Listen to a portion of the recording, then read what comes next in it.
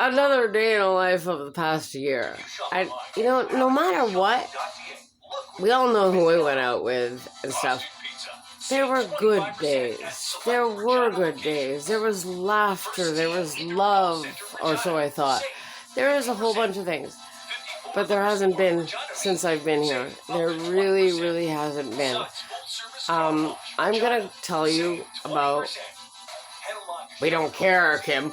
I know you don't care, but, I'm pretending that nobody's there. And Kip is in bits. I am going to tell you what my life has been like since I got down here.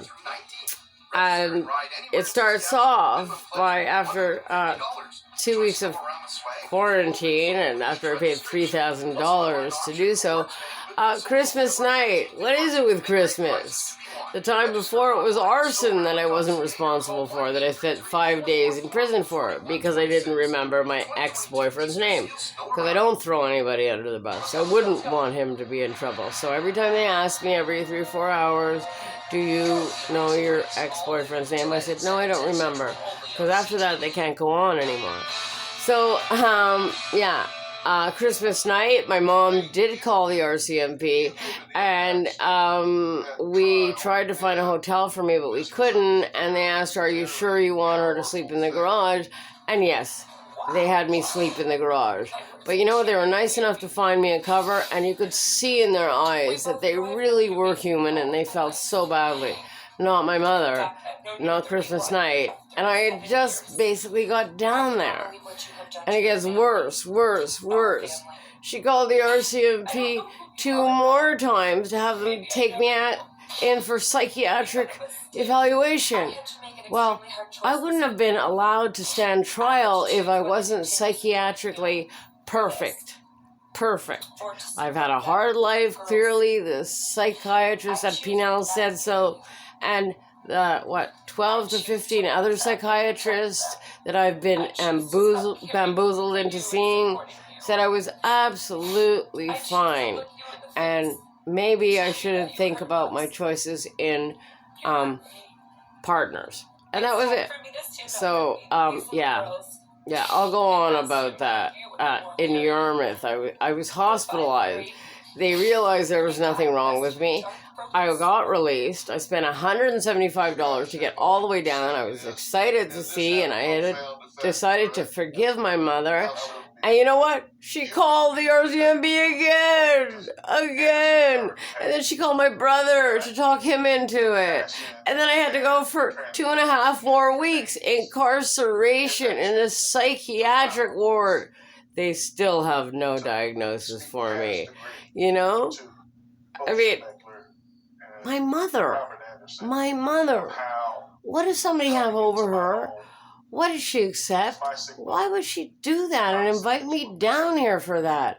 And by the way, I'm still sleeping in the same bed as my mother when I had 3 friends tell me she was making me a room. I'm almost 50 years old, and you know what? I'm still sleeping in the bed with my mother. So, what's the deal? And the yelling and screaming that goes on. Last night, I slept the night in a bathtub because I didn't want to be hollered and yelled at and accused of things, I purposely don't touch anything in this house, so she can't accuse me of anything because I don't want to have any prints on anything. I want to go home.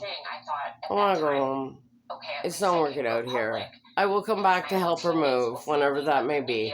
But I'm very, very sad. And I will not risk going into an idiopathic depression. It won't be idiopathic. It will be causal. I'm not on antidepressants. I'm not on any psychiatric drugs, except for ADHD medication. So I don't trust anybody. If they were willing to do that, and they run to David all the time, and he gets fed up, he's only a kid. He can't help my mother with her problems or the decisions she's made. But we do know. One daughter's gone, and I guess she doesn't care if the other one goes. In fact, she told the police, I wish that the other daughter had lived and this one had died. They wrote it down. She said that to them. She said, I wish that this daughter had died and the other one had lived. That's great for my self-esteem. Anyways, Kivas and Vince, please, please, please stay tuned. I'm having a rough time, but Nova Scotia and Annapolis are really, really good to me. They're hugging me. They're saying, we know it's gone on too long. This is too long.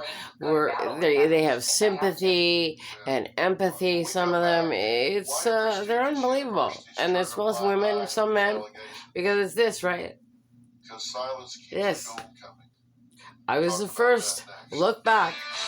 We had no peace signs, and I came up with that. Where's my cut? Don't worry about it. It's okay, Canada. I don't want to cut. I just want peace of mind. Kivas and Vince. Speak to you tomorrow. 10-minute talk.